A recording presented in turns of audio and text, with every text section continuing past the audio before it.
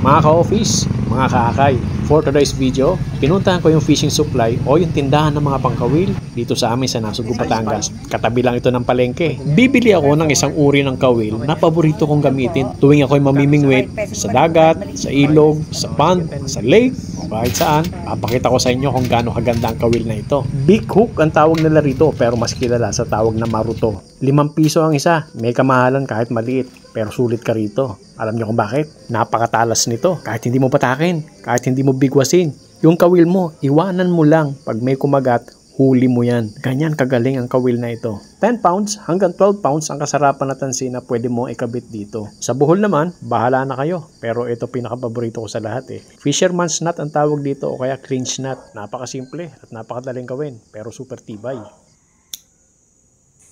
Dalawang pinrepair ko at para ma-appreciate nyo kung gaano kaliit yan, itinabi ko siya sa aking Pioneer Hook number 3, yung panghuli ko ng ikat. Meron din akong kulay itim yan, medyo maliit nga lang. Kahit saan ako pumunta, dala-dala ko yan. Pero para sa akin, kahit gaano kaganda ang assembly mo, maganda ang kawil mo, maganda ang tansi mo, pagkakabuhol, lahat ng setup mo maganda, pero di ka naman nakakahuli, wala rin kwenta. In short, nasa diskarte mo yan. Dapat meron kang hunter's instinct. Ito, binuhol ko lang at mamaya babalikan ko yung fish pan, manghuli tayo. Subukan natin ito kung talagang mahusay yung maruto o yung big hook na tinatawag. Let's go.